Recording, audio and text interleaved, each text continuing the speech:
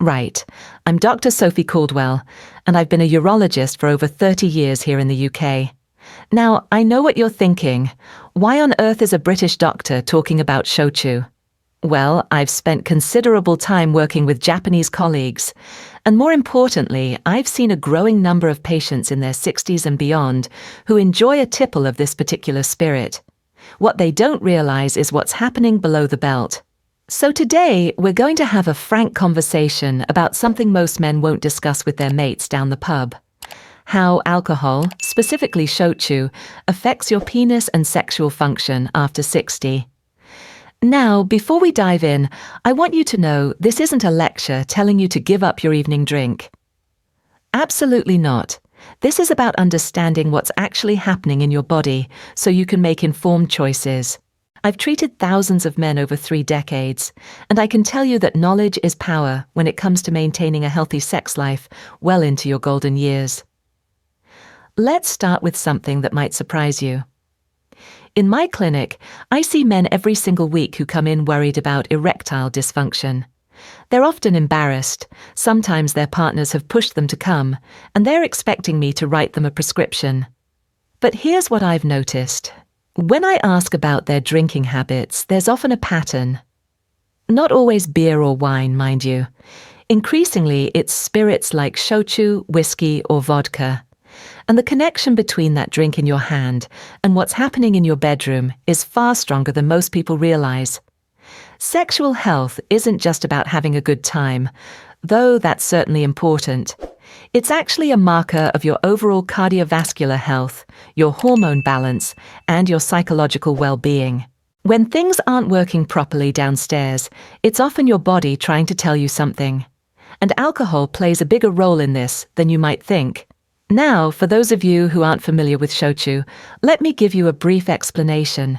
It's a traditional Japanese distilled spirit that's been around for over 500 years. Unlike sake, which is brewed, Shochu is distilled, making it stronger, typically around 25% alcohol by volume. It's made from various ingredients: rice, barley, sweet potato, buckwheat, or brown sugar. Each gives it a different flavor profile. The rice varieties tend to be crisp and clean, whilst the sweet potato versions have a more robust, earthy character. Why am I telling you this? Because the type of alcohol matters, but more importantly, the alcohol content matters. Shochu is stronger than wine, about the same as many spirits, and this concentration affects how your body processes it and how it impacts your sexual function. Here's what happens when you have a drink. Initially, alcohol acts as a vasodilator. It relaxes your blood vessels. You might feel warm, relaxed, perhaps a bit more confident. In small amounts, this can actually reduce anxiety and help some men with performance-related issues. I've had patients tell me that a single drink helps them relax enough to enjoy intimacy. That's the good news. But, and this is a significant but, alcohol is also a depressant.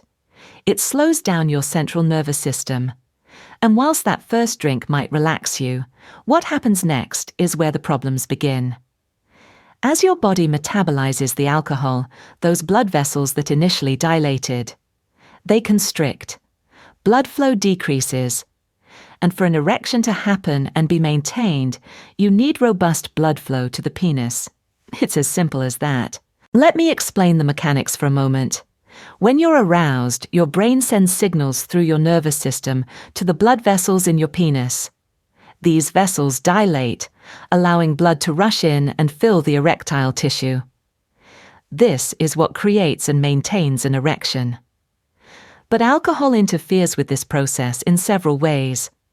Firstly, it dampens the nervous system's ability to send these signals effectively. Secondly, it affects the blood vessel's ability to respond. And thirdly, over time, it can cause lasting damage to both. Now, here's where it gets more concerning, especially for men over 60. Your body's already experiencing natural changes. Testosterone levels naturally decline. We're talking about roughly 1% per year after you hit 30. By the time you're 60, you've potentially lost 30% of your peak testosterone. This hormone is crucial for sexual desire, erectile function, and even your overall sense of vitality. When you add regular alcohol consumption on top of this natural decline, you're compounding the problem. Alcohol suppresses testosterone production. It does this by affecting your hypothalamus and pituitary gland, the control centers for hormone production. Additionally, alcohol increases the conversion of testosterone to estrogen in your body. Yes, you read that right. You're essentially creating more female hormones whilst reducing male hormones. I've seen this countless times in my practice. A man in his mid-60s comes in. He's been enjoying 2 or 3 drinks every evening for years. Perhaps he's retired, has more time on his hands, and his drinking has gradually increased. He doesn't think he has a problem. After all, he's not getting drunk. He's just relaxing with a drink. But suddenly he's noticing that erections are harder to achieve, don't last as long, or aren't as firm. His libido has dropped. He's blaming age. But when we address the alcohol consumption alongside other lifestyle factors, things often improve dramatically. Let's talk about the immediate effects first. What happens after you've had a few drinks of shochu? In the short term, you might experience what I call whiskey dick, though it applies to any spirit, really. This is when you're in the moment. You want to perform, but your body simply won't cooperate. The alcohol has dulled your nervous system to the point where signals aren't getting through properly. Blood vessels aren't responding as they should. Even if you achieve an erection, you might find it's not firm enough, or it fades before you're done. This is frustrating for everyone involved and can create a cycle of anxiety that makes the problem worse. But here's what really concerns me as a physician: the long-term effects. Chronic alcohol consumption, even at moderate levels, can cause lasting damage. The blood vessels in your penis are actually some of the smallest in your body.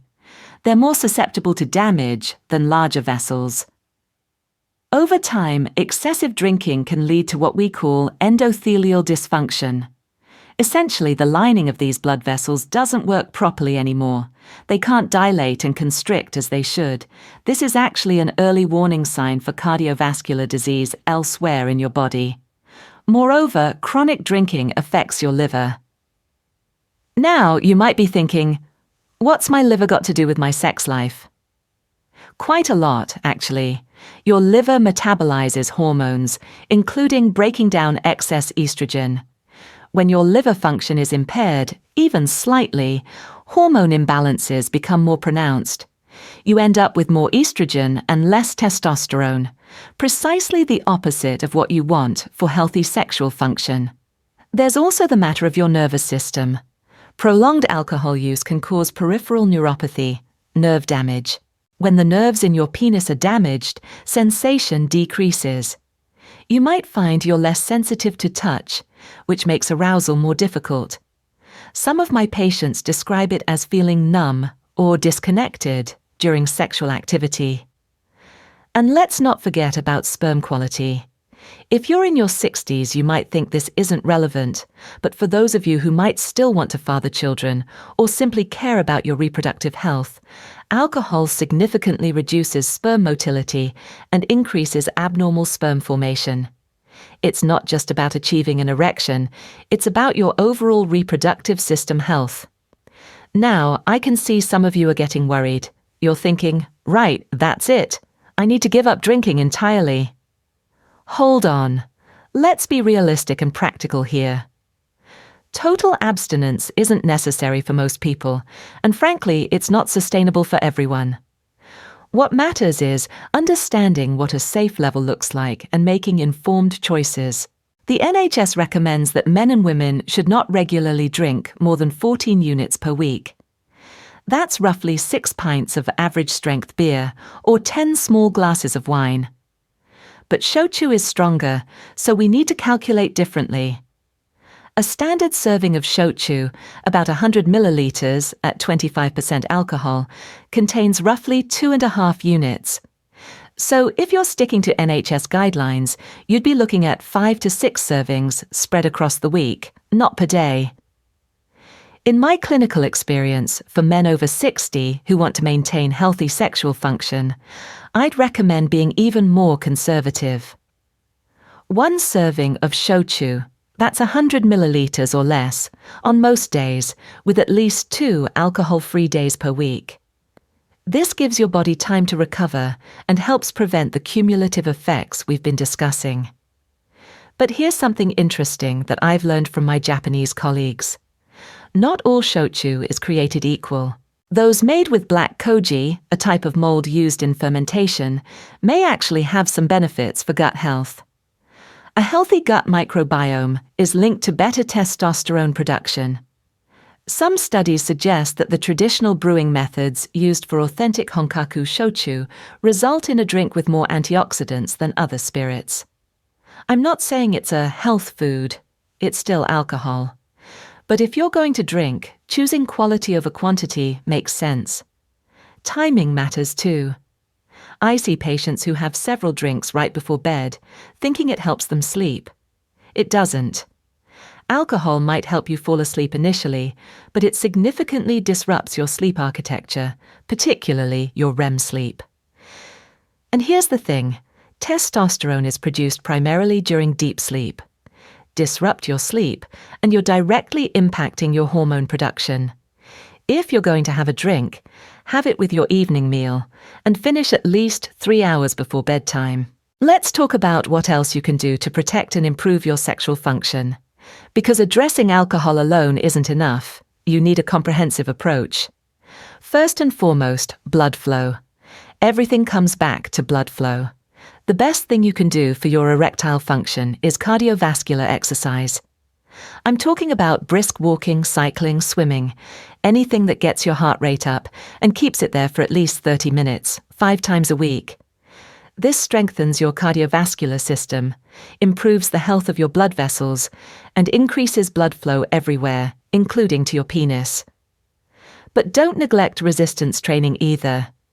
Squats, lunges, deadlifts, exercises that work your large muscle groups, have been shown to naturally boost testosterone production. You don't need to become a bodybuilder, but twice a week of resistance training can make a real difference. Nutrition is absolutely crucial. Your diet directly affects your vascular health and hormone production. Let me give you specific recommendations. You want foods rich in L-arginine. That's almonds, walnuts, salmon, chicken, and legumes. L-arginine is converted in your body to nitric oxide, which is essential for blood vessel dilation. In fact, this is how Viagra works. It enhances the effect of nitric oxide. Zinc is critical for testosterone production. Oysters are famously high in zinc, but if you're not fond of them, beef, pumpkin seeds, and chickpeas are excellent sources. I recommend most of my patients ensure they're getting at least 15 milligrams of zinc daily. Vitamin D is often called the sunshine vitamin, but here in Britain, we don't get nearly enough sun, especially in winter. Low vitamin D levels are strongly associated with low testosterone. I routinely check vitamin D levels in my patients, and I'd say a good 70% are deficient. You'll find it in oily fish like salmon and mackerel, fortified foods, and egg yolks. But honestly, most people over 60 benefit from a supplement, around 1,000 to 2,000 IU daily, particularly from October through March. Stress management is something that's often overlooked, but it's absolutely vital. Chronic stress elevates cortisol, your body's stress hormone. High cortisol directly suppresses testosterone production. It also contributes to cardiovascular problems and can cause erectile dysfunction all on its own. Whether it's meditation, spending time in nature, pursuing hobbies you enjoy, or simply having a laugh with mates, find ways to actively reduce stress in your life. Sleep deserves special mention. I cannot overemphasize how important quality sleep is for sexual health. As I mentioned earlier, testosterone production happens during deep sleep. Aim for 7 to 8 hours per night. Create a proper sleep routine. Same time to bed, same time up, even on weekends. Make your bedroom cool, dark, and quiet. And absolutely no screens for at least an hour before bed. The blue light suppresses melatonin and disrupts your sleep cycle. Now, some of you might be wondering about supplements. There's a whole industry out there selling pills and potions promising to boost your performance. Let me be clear, most are nonsense, and some are actually dangerous. However, there are a few that have some legitimate evidence behind them. L-citrulline, which converts to L-arginine in your body, has shown promise in clinical studies. Maca root has been used traditionally in South America, and some research suggests it may help with libido. Korean red ginseng has some evidence for erectile function improvement. But here's my advice. Start with lifestyle changes first. Get your diet right, exercise consistently, manage your stress, improve your sleep, and moderate your alcohol intake. Give that 3 months. If you're still having difficulties, then we can talk about supplements or other interventions. And always discuss any supplements with your GP first, especially if you're on other medications. I want to address something that I see all too often in my practice, the psychological component. Sexual performance anxiety can become a vicious cycle. You have one incident where you can't perform, perhaps because you'd had too much to drink. Then the next time you're in an intimate situation, you're worried it'll happen again. That anxiety itself causes physical changes, increased adrenaline, blood vessel constriction, that make erectile dysfunction more likely. And so the cycle continues. This is where moderation with alcohol can actually help. If you know you've only had 1 drink instead of 3 or 4, you're not going into the situation already worried about whether the alcohol will affect your performance. Confidence matters enormously in sexual function. Also, talk to your partner. I know it's uncomfortable. British men in particular aren't known for opening up about this sort of thing. But your partner is likely noticing the changes anyway, and they might be blaming themselves or feeling rejected. A frank conversation about what's happening, what you're doing about it, and reassurance that it's not about them can improve your relationship and reduce anxiety for both of you. If you're experiencing pain, unusual discharge, blood in your urine, or significant changes in urination along with sexual dysfunction, please see your GP straight away. These could indicate underlying health issues that need immediate attention. Similarly, if you've made lifestyle changes for 3 months and you're still experiencing erectile dysfunction, it's time to have a proper medical evaluation. There are excellent treatments available, from medications to other therapies, but we need to rule out serious underlying causes first. Here's something that might surprise you. Erectile dysfunction can be an early warning sign of cardiovascular disease. The blood vessels in your penis show damage before the larger vessels around your heart. So, in a way, erectile dysfunction is your body's early warning system. It's telling you to take action before you end up with a heart attack or stroke. This is why I take every case seriously, even when men come in somewhat embarrassed and trying to downplay it. Let me share something from my years of practice. I've seen men in their 60s, 70s, even 80s who maintain active, satisfying sex lives. What they all have in common isn't extraordinary genetics or expensive supplements. It's consistency with healthy habits. They stay physically active, they eat well, they manage stress, they maintain strong relationships. They drink in moderation, if at all, and they stay engaged with life. They have purpose, interests, social connections. Your sexual health is not separate from your overall health. It's an integral part of it. When you take care of your body, your cardiovascular system, your hormones, your mental health, your sexual function benefits as well. It's all connected. So, to bring this all together, can you enjoy Shochu after 60? Absolutely. Should you be mindful of how much and how often?